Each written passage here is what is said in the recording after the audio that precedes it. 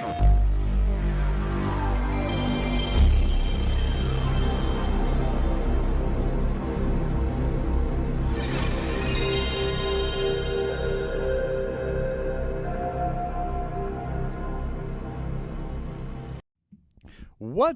up, everybody, and welcome to the PlayStation Forecast, episode 47, I think. I'm your host, Alex Derrickson, and I hope you guys are doing great. I normally, as always, save this time to talk about the stuff I've been playing. In the last few weeks, I feel like I've let you down. Now, that's not to say that this week I'm picking it up. Because it's only been like some spots here and there as the tail end of like our incredibly busy first quarter as parents and adults and things like that kind of round out to a close. You will find it to the surprise of no one that I played more Creed Rise to Glory in my effort to get in my effort to gain better health. You'd find it not surprising at all that I played more Super Mega Baseball 2. Even started a new season on there, so that's not changing. More same bullshit from me there. But new game that I did play was their Resident Evil 2 remake. Whew, that's spooky. That's a spooky game. Now, when I say I played it, I spent some time in it. And by some time, it is not a lot. I don't have a lot to report back on it if you follow. Now, a few things. I'm playing it down where I record said show that you were watching or listening to. And with that comes the fact that the TV I have hooked up down here is about a 12-year-old old Sony that caps out at 720p, I think, maybe 1080i on a good day. I'm not 100% positive there, but I know 720p for sure, and I feel like everything's set across the board at 720p there. Now, so I'm diving into an absolutely stunningly gorgeous game on 720p. And even then, like I will say, this was one of the first instances where I was like, oh shit, this looks kind of like a mess at a lower resolution. Like I noticed the difference. But the gameplay, super smooth, super crisp.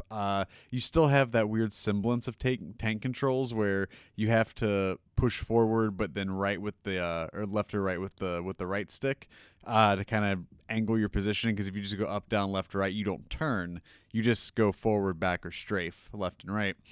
I am still really bad at the targeting. I don't know if that's me, if I'll get better at that the more I get into the game, or if it is just the game's targeting controls themselves. I found that kind of just a little too jittery, a little more on and again, maybe that's me because I just don't like scary games. But gave me a case of the jitters when I was doing targeting and stuff like that. So that didn't fly that well with me because I felt like for a survival horror game, I burned through bullets pretty quick. And again, that could just be a testament to how bad I am at the game. So I don't want to, knock it before I get too further into it. Going a step further, I remember that game being terrifying when I was 10. I did not think at 30 I would still think this game was as scary and as unsettling as it is. So props to Capcom for being able to modernize that and to bring it into a modern horror aspect and still capture that kind of sense of that bone-chilling sense of fear, and doing so by breaking away while breaking away from the fixed cameras, right? Because that's something we talked about. I talked about either on Twitter, I know Twitter for sure, but probably on here at some point, I don't know. But one of the more bigger driving factors in the horror aspect of Resident Evil was its manipulation of you, the player, based off the angles it gives you, based off of where the camera sets, or based off like how it shows you a hallway. It creates that looming sense of dread, that idea that, oh shit, something's going to come out from here. Why is this angled the same way? It's the same way that we look at films, when we look at horror films, you can kind of gauge like when a jump scare is coming based on how the camera's framed and like musical cues and things like that. And you can clue in on that. and moving it to a pretty standard over-the-shoulder third-person camera as you move about Raccoon City, you lose that. So it's up to the ambiance and the sounds and the particle effects and the sound design and the look and feel of things to kind of pick that up. So props to them there. Like I said, played more Creed. Bumped it up. I don't know if I'm going to platinum it. Part of me wants to. I'm 50% of the way there. Now, what that entails going forward is I'm already playing the game on the hardest difficulty, and I'm struggling on a handful of the boxers. Now, I would have to go through career mode on Champion, which is kind of what I'm building myself up to, is that feeling that I could comfortably kind of go through this and take most of these chumps down, on a harder difficulty. But I'm getting stuck in spots, and I'm cycling through different boxers to kind of figure out like who I'm most comfortable with, but I'm also, I was tinkering around with the Legends pack, obviously, to get a feel for those guys too. But it's still an incredibly sweaty game. I'm so satisfied with the loop, and the next step really from there is I'm kind of treating it like an arcade fighter, where I'm just picking it up, putting the VR headset on, doing free play, and doing some me versus computer fights for 25, 30 minutes, work up a good sweat, and then I get really itchy and I have to bounce. But I don't know. I feel like I've done almost a total 180 on that game, because I know it complained about the visuals and I complained about, the kind of the gameplay aspect of it. And as I played it and grew more accustomed to it, grew more, not satisfied with it, but grew more comfortable within, its world, I really started to come around to it.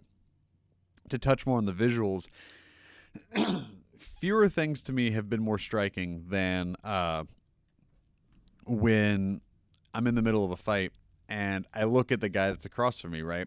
And yeah, you can see the tattoos and the muscle definition and things like that, but it's still kind of arcadey and whatever.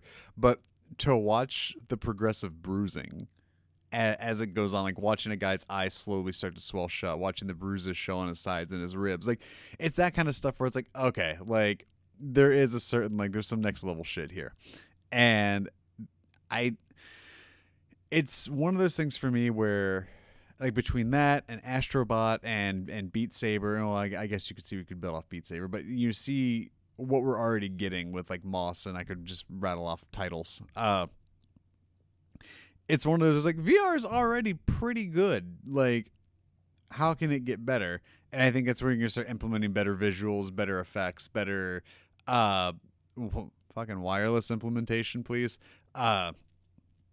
Doing a lot of like smaller iterative upgrades, and then also a few, like making the games like look more real and more immersive and better sound design and things like that. But VR, it's so fascinating to me because, I remember in 98 with the PS1 and 02, or 99 with the Dreamcast, 02, 03 when I got the PS2, and even with the PS3 in like, 08 when I picked that up finally.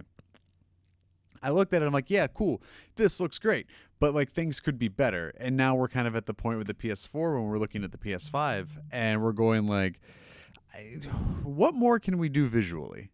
Like, at what point do we just kind of peter out? And with VR, I'm kind of already looking at it with like, okay, yeah, visuals can be a little stronger, like I said, like we can work on the rat's nest of cables and the like, but you look at it and you're kind of like, there's already a lot to really, really, really like about this. It's got such strong bones. So the future for VR is bright. I do want to do some VR content. The issue is all the VR stuff is down here. And there's weird lighting situations. So I want to start getting more VR videos up, obviously, but it's just kind of a matter of making it work within the realm of the space that we have without making a lot of adjustments that we really don't need to be doing right now. But that is that. We are about 10 minutes in, which seems as good as time as I need to remind you that this is the PlayStation Forecast, and it does come to you each and every Tuesday at 9 a.m. Eastern Standard Time, right here on youtube.com/pressx2alex and podcast services around the globe, including that there Spotify. And remember, if you like the show, you can let your voice be heard on it by writing in at psforums.pressx2alex.com, where you can submit your commentaries, questions, concerns, confabulations, conflomps, and goomblomps. And also remember, the best way to support this little labor of love that is entirely self-produced and self-funded by me is to subscribe on the podcast service of choice, write a review, give it 5 stars, subscribe on YouTube, and all those fancy things too. That's that. The news this week is we got a handful, but there's not a whole lot to digest within it, and we'll have some talking points. I don't know. I'm interested to see what the final runtime of this show is going to be. We won't know that until it's done. So without further ado, let's get into the news. Your first news story for the week, of course, because I'm a big old numbers junkie. I don't know what word I was going for there, but is your top downloads on the PlayStation Store for the month of January. This, of course, comes by way of Justin Massengill on the PlayStation blog. Your top 10 downloads for PS4 for the month of January were: number 1, Kingdom Hearts 3. Number 2, Resident Evil 2. Number 3, Grand Theft Auto 5. And it's January, and we're already doing that.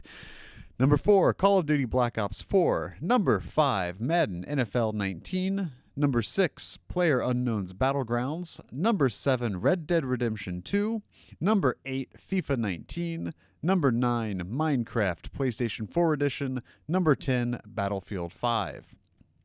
Your top 10 PSVR games for the month of January on the PlayStation Store were: number 1, Beat Saber. Number 2, Job Simulator. Number 3, PlayStation VR Worlds. Number 4, Superhot VR. Number 5, Until Dawn Rush of Blood. Number 6, Farpoint. Number 7, Rick and Morty Virtual Reality. Number 8, Arizona Sunshine. Number 9, Firewall Zero Hour. And number 10, Surgeon Simulator Experience Reality. Your top 10 free-to-play games, we're going to do this because it's a little different. Your top 10 free-to-play games for the month of January were as follows. Number 1, Realm Royale. Number 2, Fortnite. Number 3, Warface. Number 4, H1Z1 Battle Royale. Number 5, Brawlhalla. Number 6, Warframe. Number 7, Paladins. Number 8, 3-on-3 Freestyle. Number 9, DC Universe Online Free-to-Play. And number 10, Trove. And your top 10 PS Vita games for January were: number 1, God of War Collection, PS Vita. Number 2, Jak and Daxter Collection. Number 3, Persona 4 Golden. Number 4, Metal Gear Solid 3 Snake Eater HD Edition, PS Vita. Number 5, Metal Gear Solid 2 Sons of Liberty HD Edition, PS Vita. Number 6, Minecraft PlayStation Vita Edition. Number 7, Bastion. Number 8, Jet Set Radio. Number 9, Stardew Valley. And number 10, Trillion God of Destruction. And rounding out your top 10 for the PlayStation Store in January are your PS Classics, which were as follows. Number 1, Bully. Number 2, Grand Theft Auto San Andreas. Number 3, Destroy All Humans 2. Number 4, Destroy All Humans. Number 5, Resident Evil Code Veronica X. Number 6, Jak and Daxter, The Precursor Legacy. Number 7, Psychonauts. Number 8, The Warriors. Number 9, Metal Slug Anthology. And number 10, Grand Theft Auto Vice City. So just kind of picking some spots here. On the PS4 side of things, I think the biggest surprise is Red Dead's kind of more precipitous drop, right? Kind of hovering from 1 and 2 from October, November. Heading into now January's numbers coming in at number 7, being bested by its own previous title with Grand Theft Auto 5. Kingdom Hearts, Resident Evil jockeying 1 and 2, no surprise there. Madden coming in the top 5 with the Super Bowl that month, again, or Super Bowl leading up, not necessarily that month, but the Super Bowl leading into being close makes a lot of sense. That seems to happen. PUBG hanging in there, again, I was wrong. FIFA makes sense. Minecraft was probably on sale. I'd argue maybe the same for Battlefield. But I think Red Dead dropping to number 7 behind the likes of GTA, Call of Duty, Madden, and PUBG is making me wonder, like, okay, how long is the tail of this game? But we still have to get more into the online modes, right? PSVR, just what the fuck? Where is Astrobot Rescue Mission? Where is Tetris Effect? Uh, Beat Saber being number 1 makes tons of sense. Job Simulator, incredibly popular, makes a ton of sense. Super Hot, one of the best reasons to have that headset, makes a ton of sense. Arizona Sunshine makes no goddamn sense. Firewall Zero Hour should probably be higher. I agree with a lot of this list, and it makes a lot of sense. Rick and Morty, powered by license alone. Farpoint, some people just like to shoot big fucking ants in a cave. But the absolute lack of Astrobot and the absolute lack of Tetris Effect and the absolute lack of Game of the Century Creed Rise to Glory is an affront to the PSVR platform, is an abhorrent exchange of titles being listed in place of, and it needs to be remedied by February. So here's what we're gonna do. Hashtag get Astrobot on the top 10 PSVR games on the PlayStation blog for the month of February. Hashtag we need a better hashtag. But Astrobot should be on there. Like, what Sony Japan did with that is unrivaled and unparalleled, and it needs more recognition, and that recognition can only come by way of being in the top 10 of the PlayStation games for VR for the month of February. Vita, God of War is number 1 again. Metal Gear's on there. There was a big Metal Gear sale. Seeing Minecraft on there makes a lot of sense. Stardew Valley makes sense. Everything else is kind of just like grabbing a bunch of noodles out of a pot, throwing them against the wall. Whatever sticks is done, and that's what stays in the top 10. The free-to-play games, I think Warface ended up at number 3 with Warframe at number 6 because people got confused. And the PS Classics, a little bit more of the same. But I really think the big surprise, if you're looking at this whole thing in totality, is Red Dead's dropped to 7, and just the complete and lack of utter disrespect, the absolute just lack of respect for Astrobot Rescue Mission. We need to fix this. We need to be better as people. Moving on. Let's see. This comes from GameSpot. Death Stranding is a, quote, miracle. The director of the Metal Gear Solid movie has already played Death Stranding, and he says it's amazing. This is from Eddie McCutch over at GameSpot. Death Stranding, the next game from Metal Gear Solid creator Hideo Kojima, is already playable, and developer Kojima Productions is allowing outside people to play it. Jordan Vogt Roberts, who is directing the upcoming Metal Gear Solid movie, recently tweeted that he had a chance to play Death Stranding. In short, he was blown away, describing the game as a, quote, miracle, end quote. Quote, you are not ready, Vogt Roberts said of his impressions on Death Stranding thus far.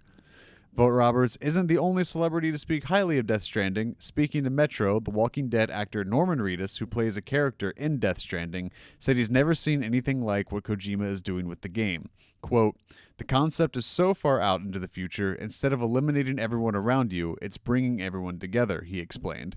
Continuing, it's a very positive video game, but scary and depressing at the same time. It's kind of a new movie. I've never seen anything like what we are doing, end quote. Overall, Reedus said Death Stranding is a, quote, crazy complicated game, end quote. The trailers and information about the title released thus far do not fully encapsulate what Death Stranding is, it seems. Quote, the trailers show you an aspect of it, but not a whole picture of what the game will be, end quote, he said. Death Stranding is Kojima's first new game since his split with Konami. Very little is known about the game, and that appears to be intentional, with Kojima weaving secrets into its new trailers. In addition to Reedus, the game features other celebrities such as Mads Mikkelsen, Léa Seydoux, Lindsay Wagner, Guillermo del Toro, and Troy Baker. No release date has been set as of yet. More Death Stranding hype. What do we say? What do we say at this point, right? Like, people are just playing it and saying it's this great, it's this phenomenon, it's game changer, it's not coming out anytime fucking soon. But I don't know that for sure. So more Death Stranding stuff. Apparently it is as good as we hope. Or as I don't know. It at least apparently makes sense to people when they play it, so that's cool. I'm cool with games that make sense.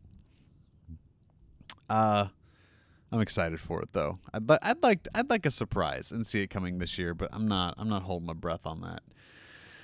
Heading over to gamesindustry.biz.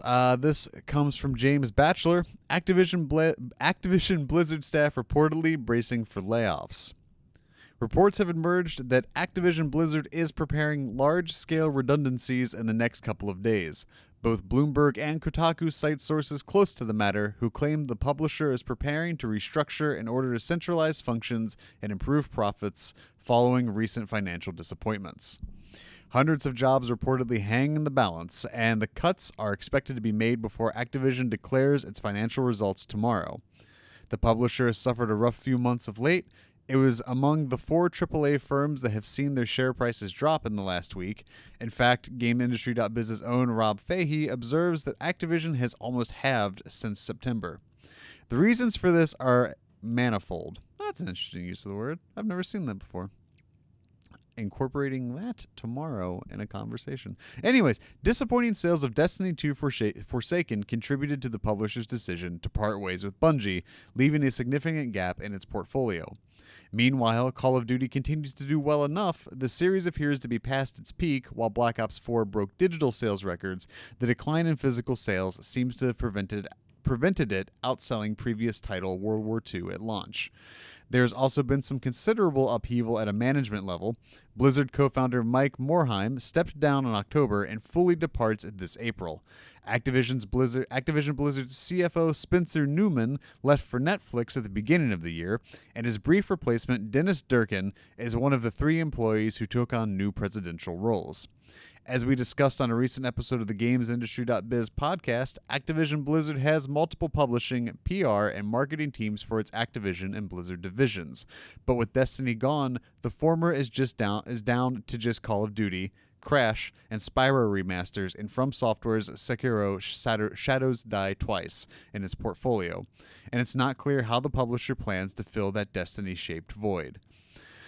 Blizzard, on the other hand, has the benefits of World of Warcraft, Overwatch, and Hearthstone, but the former is long past its peak, and the latter 2 are seeing their user bases decline, or at best remain flat. Activision Blizzard has yet to officially announce any layoffs and has declined the outlet's request for comment, but with multiple sources suggesting redundancies are on the way, it's going to be a tense 48 hours for the publisher's employees.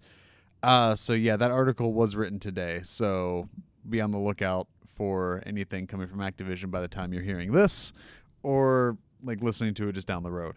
Who knows where that's going to lead. That sucks. Like no one. That's the. I know I'm sitting here from my wood-paneled ivory basement, right? And I'm just like, ooh, no one likes read. I mean, I do. I hate reading about people losing their jobs. Like that sucks. I understand that's business. That's part of the industry. It's part of all industries. But I hope anyone that is let go from Activision Blizzard land on their feet. I hope it's not a long fall before the bounce back, right? In terms of what Activision is doing is kind of crazy, right? Like we always associate them as one of the big 3 between them, EA, Ubisoft, and maybe a handful of others to round out like an infinity gauntlet of AAA publishers. But it seems like they're like struggling in a way. Look at what happened with like the reception to stuff at BlizzCon.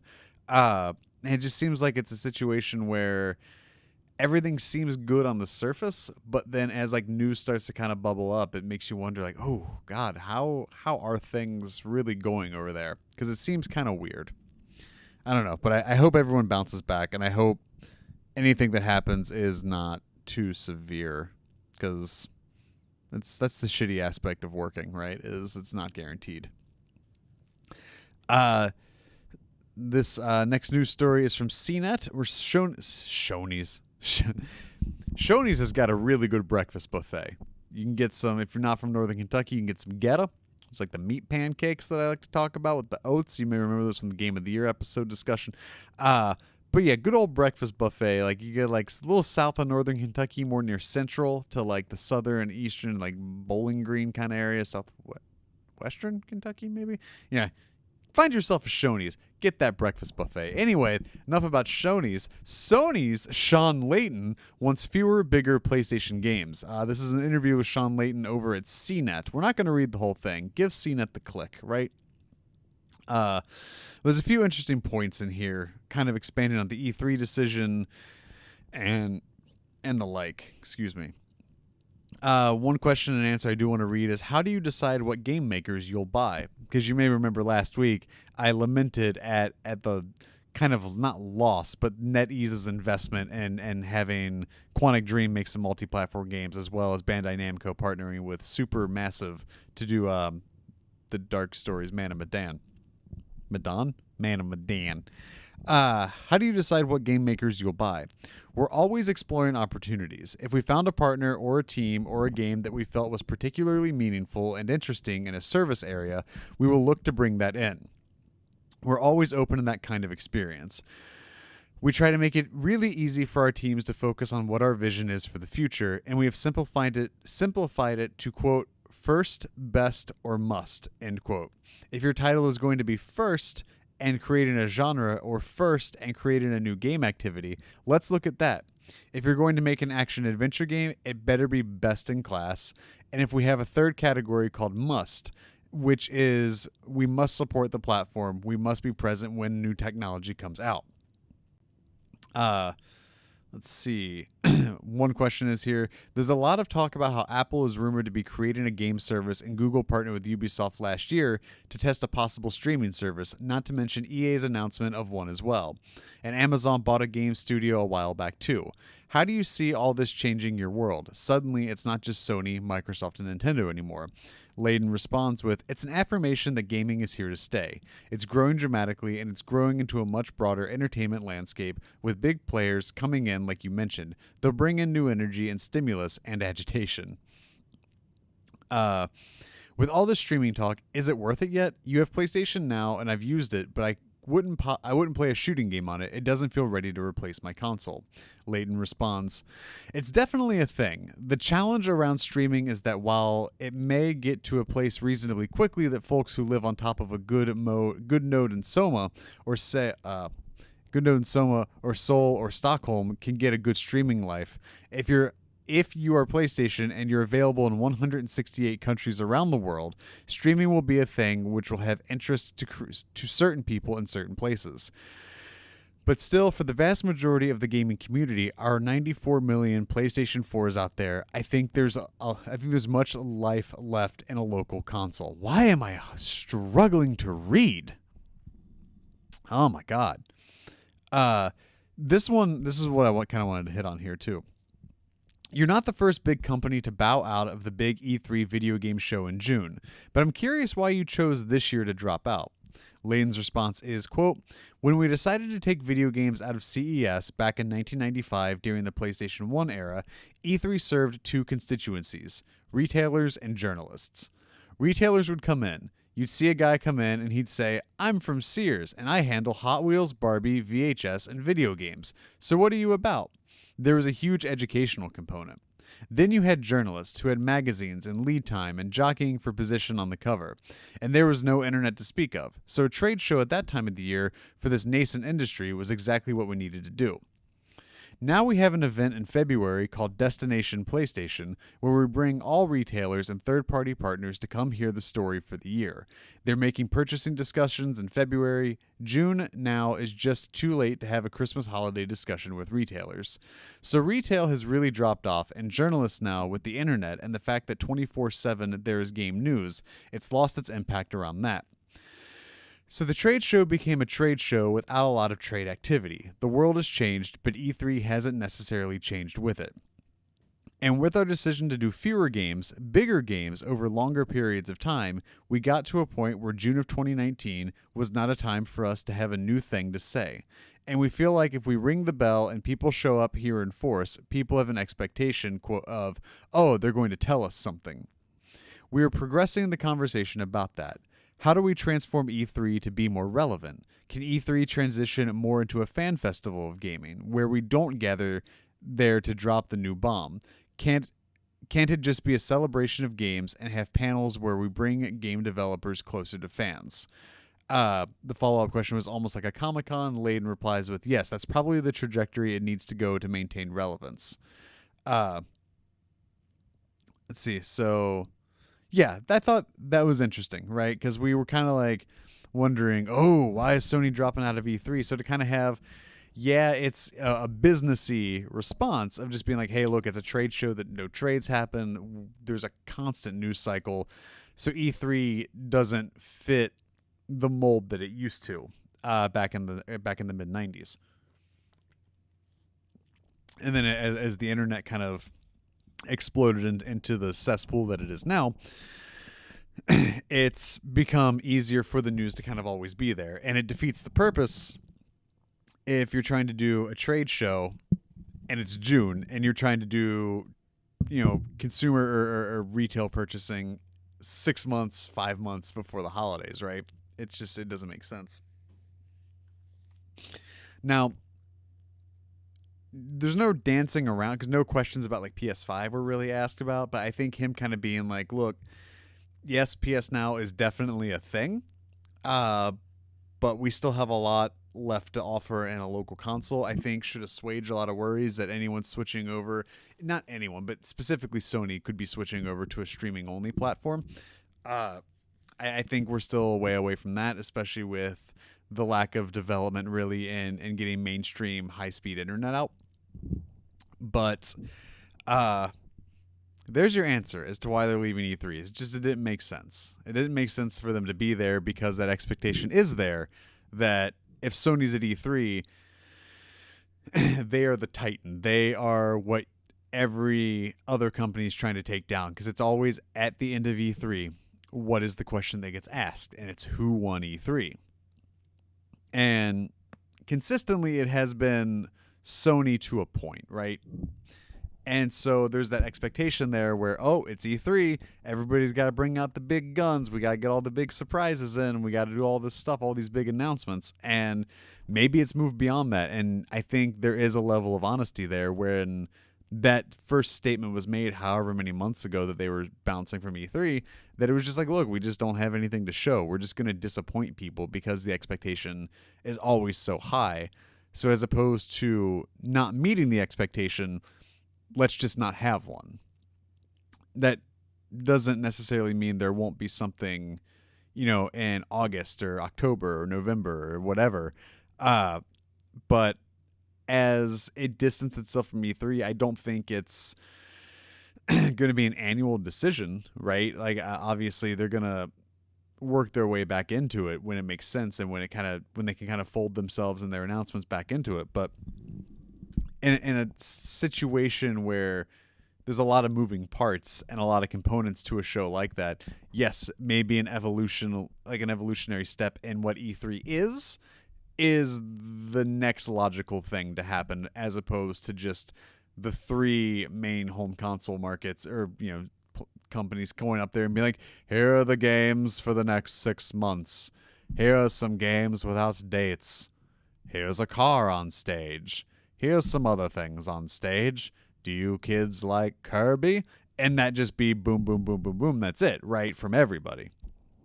When you can start kind of developing agents of change, I think, is when that next step's going to happen. And if E3 moves into something more Comic-Con-ish, especially with bringing in, consumers and fans and things like that, I think it's the next step. Whether that's 2020 or 2021, 2022, I have no fucking idea. But in terms of what it is compared to what it could be or what it could maybe grow into out of like a chrysalis situation, maybe not a bad idea. All right. Next news story is from Destructoid, going back to Activision. This is from Chris Moyse. Activision offers refunds for late Guitar Hero Live purchases. This one's for you, Joseph. Activision has begun a voluntary refund program for customers who purchased Guitar Hero Live within the last 2 years. This has been instigated after the sudden closure of Guitar Hero TV, an online service that provided an entire library of tracks for the rhythm action title. Players who purchase Guitar Hero Live between December 1st, 2017 and January 1st, 2019 can get a refund on their purchase covering the base game and or initial bundle purchases. A claim form, which you can find, it's linked into the article, must be completed and filed before May 1st of 2019. Proof of purchase, either a receipt of a credit card statement, isn't necessary, but will strongly be in favor of your claim, which must be verified by Activision before the refund is issued. Guitar Hero Live, which originally launched in 2015, switched up the concept of the series by having players play along with an FMV band and audience, which the writer, Chris, frankly thought was a terrible idea. Guitar Hero TV was a streaming service that provided a ton of licensed tracks, complete with music video for players to jam along to. The closure of the service is a massive blow to Guitar Hero Live's appeal, hence the refund program. That's a good move, right? Like it's a good faith move. That's all I got. That's a good move on Activision's part. I don't know why you brought back Guitar Hero in the first place. Like, we're being honest. Like, why did you bring that back? Why did Rock Band come back? We were past it. That had happened.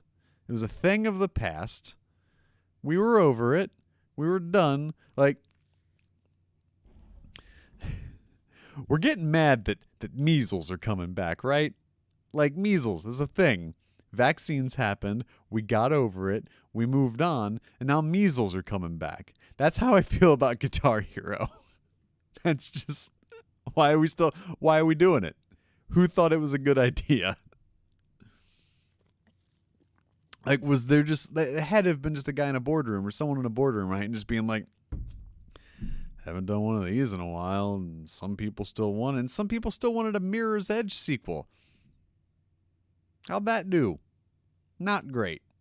Commercially, critically, I'm not sure. Commercially, kind of a bleh. But just why bring back the clutteriest games that ever cluttered clutter? Like, for the love of God.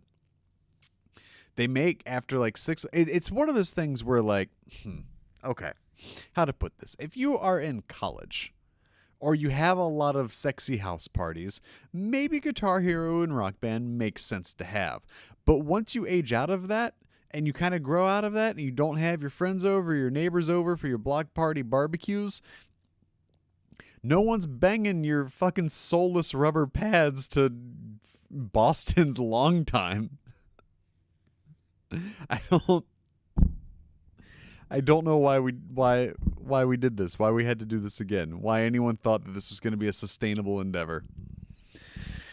All right, well, we talked about Apex Legends briefly last week. I'm hoping to get into it this week, but Engadget wants to let you know that they could really shake them down. Now, EA's Apex Legends has already topped 10 million players. This is from Richard Lawler. It has only been a few days since EA and Respawn Entertainment's Battle Royale entry appeared, and so far Apex Legends is getting a decent reception. Respawn CEO Vince Zampella announced that it has already attracted over 10 million players in 3 days on PS4, Xbox One, and PC, with more than 1 million players playing at the same time. That still leaves it with considerable ground to make up on the game it most closely mimics, Epic's also free-to-play Fortnite, which last reported a peak concurrent user count of over 8.3 million and may have topped that with 10 million during a live concert last week. While a vocal group online has expressed the disappointment that the game isn't Titanfall 3, EA said that there is something new in that franchise on the way. Now, whether or not its staying power among the heap of similar shooters that include Call of Duty Blackout, PUBG, and of course Fortnite remains to be seen. It's a good start. You know what else had a good start? H1Z1. What did I keep asking for? Concurrent player numbers. And what did we never get? Concurrent player numbers. That's the story of Battle Royales. It just seems like you're either Fortnite or you're PUBG or you're Call of Duty or you're not.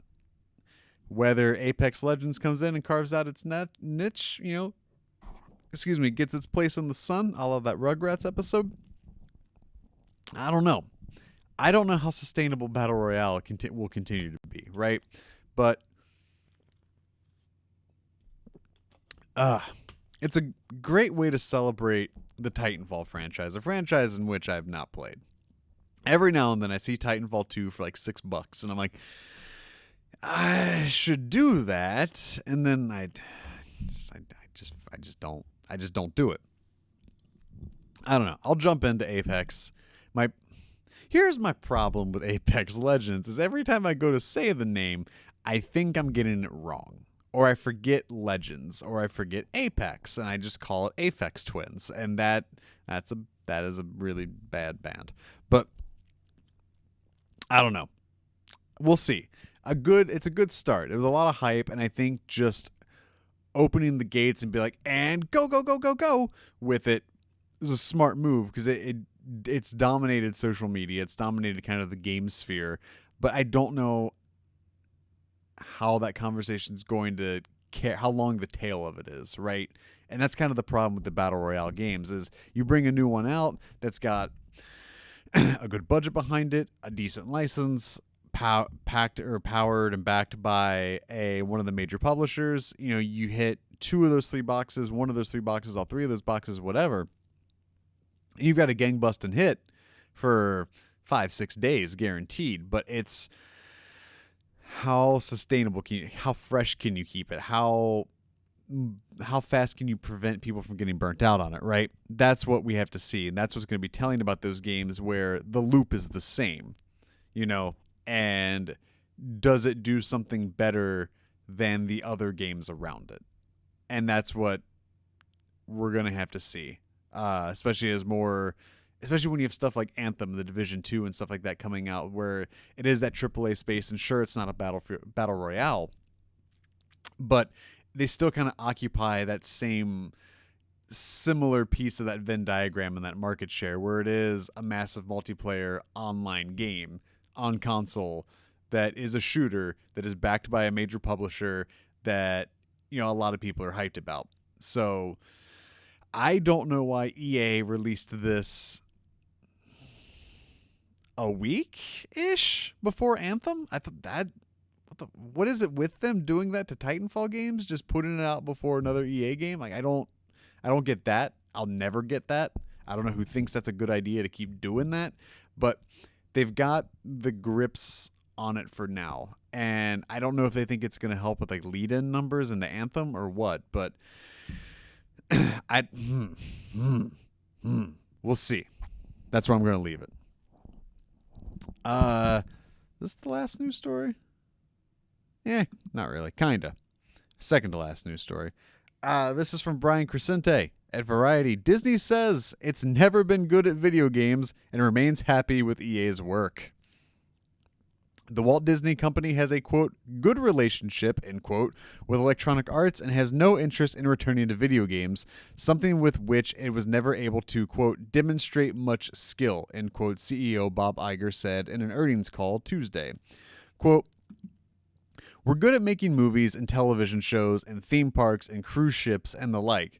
We've just never managed to demonstrate much skill on the publishing side of games, Iger said in response to a question about Disney's potential future involvement in video game development. The Walt Disney Company has been shedding its video game development and publishing interests almost as long as it's been in the business of making interactive entertainment. Yeah, I got that right. Over the course of decades, Disney has created and purchased studios and publishers only to later shut them down.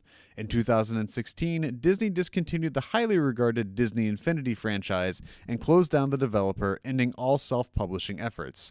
That effort continued in 2018 with the closing of Club Penguin Island and the sale of Emoji Blitz. Walt Disney has partnered with Electronic Arts in 2013, granting the developer exclusive video game rights to the Star Wars franchise. Lost my spot. That decision was thrown into question recently with EA's handling of a number of its Star Wars games. Star Wars Battlefront 2 came under fire for its use of questionable microtransaction loot boxes, and EA recently announced it had killed off one of its games, turning it into a smaller project. Coincidentally, Electronic Arts was holding its earnings call at the same time as Disney. During its call, EA confirmed that another Star Wars game, Star Wars Jedi Fallen Order, would be out this year. Better be showing shit in June then. Iger seemed either unaware of some of the drama surrounding EA's recent handling of the Star Wars brand, or unconcerned when an analyst asked him for his thoughts on where video games fit in Disney's business moving forward. Quote, "We are obviously mindful of the size of that business," Iger said. "Over the years, as you know, we've tried our hand at self-publishing, we've bought companies, we've sold companies, we've bought developers, we've closed developers, and we've found over the years that we haven't been particularly good at the self-publishing side. But we've been great at the licensing side, which obviously doesn't require that much allocation of capital. Since we are allocating capital in other directions, we've just decided that the best place for us in that space is licensing and not publishing. We've had good relationships with some of those licensing too, notably EA and the relationship on the Star Wars properties, and we are probably going to stay on that side of the business and put our capital elsewhere." So if you ever needed the crushing emotional blow of Disney moving the Star Wars license away from EA, if you ask one Bob Iger, CEO of Disney, the current Pope of Disney, it ain't happening. That's it. EA's got it. EA's keeping it. You gotta deal with it. The interesting thing of note is Jedi Fallen Order, right? Where is that? All we've seen of that is a title card. If that's coming out this fall, that's got to be at E3, right? That's got to be like the big thing they show, early, mid-June, and then be like, it's coming out in November. I don't know why I think they sound like that. But to not see anything from it outside of just like the title and them going like, yeah, it's coming out this year. I don't. Good luck. Good luck. I tweeted that I thought never been good at video games was a little dark for Disney to say, given the fact that Disney Infinity was a success while it was successful, but like that was a popular series. The toys sold a lot, coming from someone that worked in gaming retail at the launch of Disney Infinity and Infinity 2.0 and I think 3.0. I forget. That kind of starts, that's where everything starts getting blurry. But that shit sold like a lot, pretty well for a while. Toys to Life, I think, just kind of fell off and petered out, especially when you're almost starting to annualize it, is when you start kind of getting shisty and just a little like, from a consumer standpoint, to be like, okay, yeah, does this portal doesn't work, so these figures won't work, and I gotta buy more figures, and it becomes bordering on predatory, and especially when you get like annualized kind of like that, and I can see where it burns people out, not quite unlike releasing 6 fucking Guitar Hero games. Anyways, but Disney had the likes of Aladdin on the Genesis and The Lion King on the Genesis, and yes, you're probably sitting there and going, Alex, that was Virgin Interactive, and I would say, yes, it is, but on the Wikipedia page for published games from Disney Interactive Studios, they're listed, so fuck you. But yeah, if you're thinking EA's gonna lose that Star Wars license, clearly Disney is not the least bit concerned about what's going on there. Last bit of news, 10 new games have joined PlayStation Now for the month of February. The full list of the 10 games joining PS Now this month are Battlefield Hardline from PS3, Earth Defense Force 4.1 on PS4, F1 2017 on PS4, Magicka 2 on PS4, Metal Gear Solid HD Collection on PS3, Metro Last Light Redux Redo from PS4, Mortal Kombat X PS4, Need for Speed Rivals PS3, Pillars of Eternity PS4, and Rebel Galaxy on PS4. And your most played PS Now games for the month of January were NBA 2K16, Mafia 3, For Honor, Prey, Red Dead Redemption, Sid Meier's Civilization Revolution, Steep, WWE 2K16, The Elder Scrolls Online, Tamriel Unlimited, and Mortal Kombat. Yep. So there you go. New subscribers still get that 7-day free trial. You can play it on PS4 and PC. So that's the PlayStation New Roundup, PlayStation Now Roundup. How did I butcher that twice? PlayStation Now Roundup for this month. New dates for you. Let's go through here. There's a demo available now for One Finger Death Punch 2. That comes to PC before it comes to console. It'll be on PC April 15th, but will be on PS4, Xbox One, and Switch in winter of 2019. Retro-inspired action platformer Ghoul Boy is joining the East Asia Soft Limited Edition lineup in March of 2019. Cyber Group Studios and Outright Games partner on Gigantosaurus, which is coming... We got a date on here? Soon? Yeah, it's based off the animated television series airing on Disney. The new video game will be available for PS4, Xbox One, Switch, and PC. I don't seem to have a date yet. Probably this year, if I had to guess. Ghost Giant will be out this spring. Remember, that is a PSVR game. See, The Witcher 3 Wild Hunt Geralt of Rivia arrives in Monster Hunter World. That is available now. Warhammer Chaos Bane is happy to announce its beta, release date, and pre-order bonuses. Let's go through this. Let's see. Where's the release date? Warhammer Chaos Bane will be available on PS4, Xbox One, and PC starting June 4th, 2019, and beginning May 31st for owners of the Magnus Edition. There's a free NBA 2K Playgrounds 2 DLC that adds the 2019 All-Stars and Valentine's Day Playgrounds and a dozen of players' daily challenges and more. That is now available. Let's see. Assassin's Creed 3 Remaster launches March 29th. Koei Tecmo America reveals Western release date for Atelier Lulua, the Scion of Arland. The fuck does that mean? Will be available on PS4, Switch, PC, and via Steam May 21st, 2019. Warner Brothers Interactive and TT Games are partnering up, or not partnering, but they're releasing a Marvel Entertainment Lego Marvel collection that will have Lego Marvel Superheroes, Lego Marvel Superheroes 2, and Lego Marvel's The Avengers. Will be available March 12th of 2019. Bow to Blood, Last Captain Standing comes to Xbox One, Switch, PC, and PS4 this April. Those are your new dates for this week. But if you want to know what's available right now on the PlayStation Store, and you're going to pause this show and go, Alex, what is on the PlayStation Store for February 12th, for this week of February 12th in North America with subjects to change without notice, then we need to do Le Drop. As I said, these are your new PlayStation games for the week of February 12th. North America release dates only.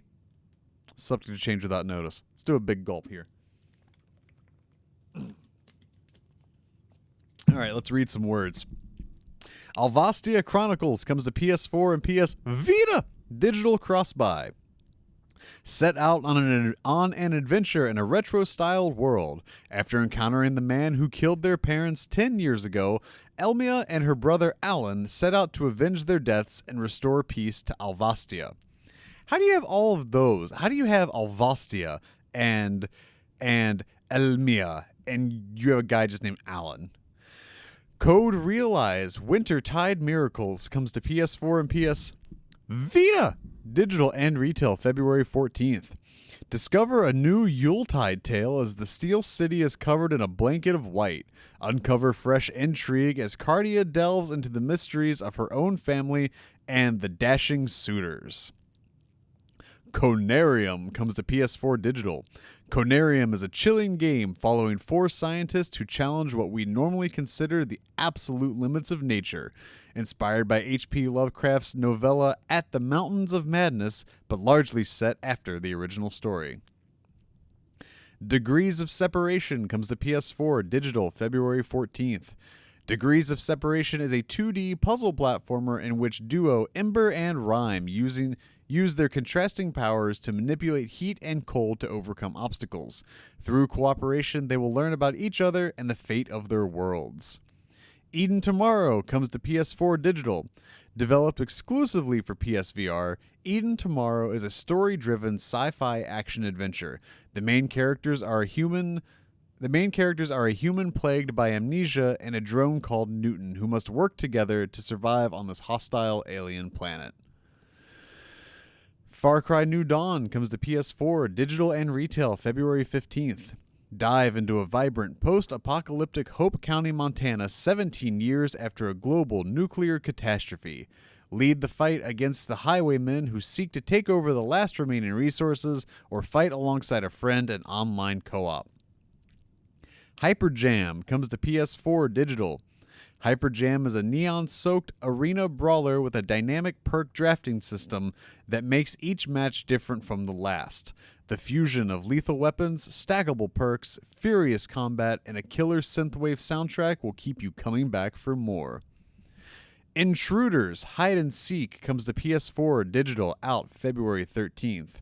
Intruders Hide and Seek is a first-person stealth game and intense thriller combining psychological terror with the point of view of a defenseless boy. 3 dangerous intruders slip into the house, and your only option is to hide. Jump Force comes to PS4, digital and retail, February 15th.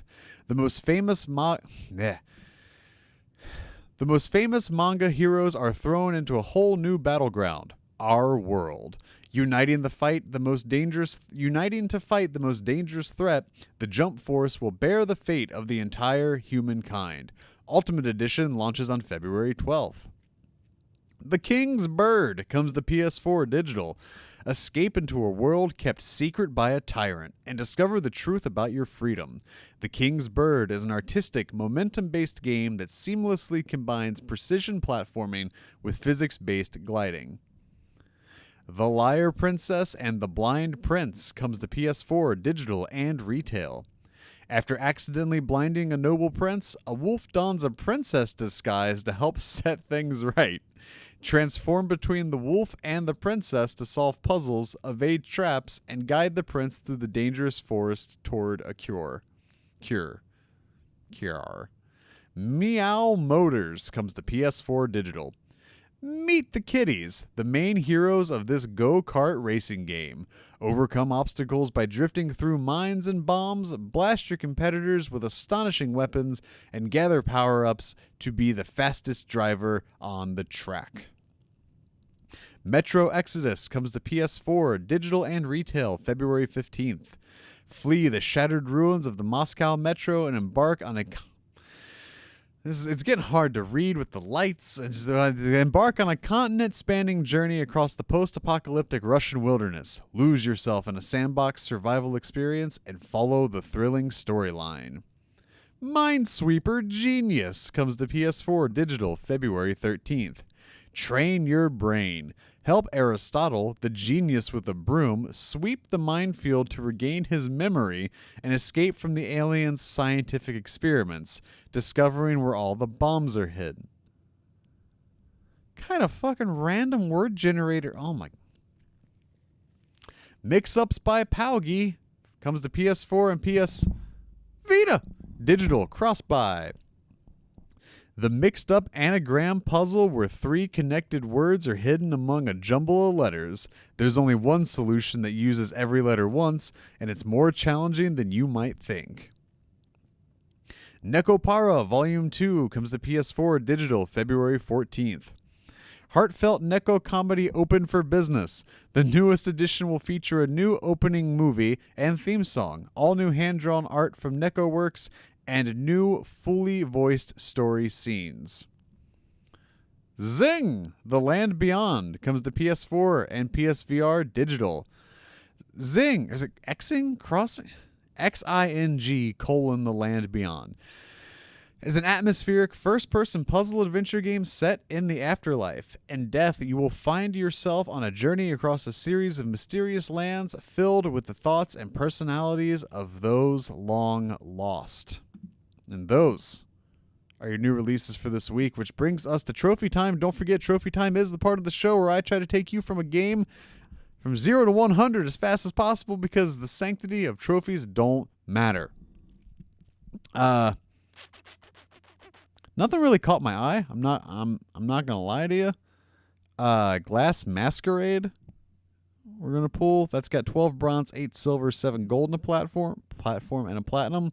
Currently sitting at 58.4% on the PlayStation Network and around 80% on PSN profiles. So it seems pretty attainable. Complete. It's just you're literally just completing different galleries. That's it.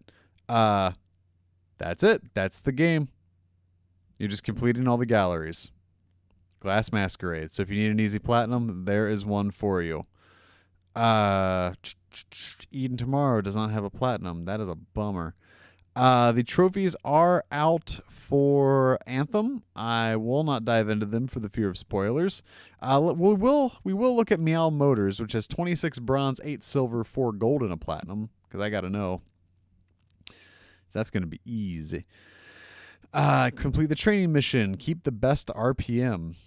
Complete all races on the Westfest event. Complete all the races on the different events. That's a lot of them. Earn 25 stars of drift races. Earn 15,000 points for one drift race. Win a circuit race. This seems like it's going to be like a Coffin Dodgers kind of deal, where it's probably just going to take some time, but it's probably pretty easy. I'm not really sure. I can't speak to it confidently. I'd like to do one more, if there's one to maybe look at. Seems like people are already pulling the trophies for Jump Force.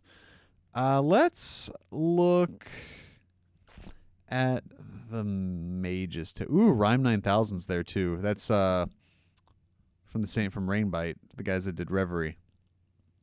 Let's see. There's a lot of people have the trophies already, but there's some that it seems like some struggles. So there's that. It's got a 2.6 platinum on ye old PlayStation Network. It's currently sitting at a 0 on PSN profiles. Taking a look at the Mage's Tale. To go back, Rhyme 9000, 7 bronze, 11 silver, 6 gold, and a platinum. Let's see if I can't get my hands on that.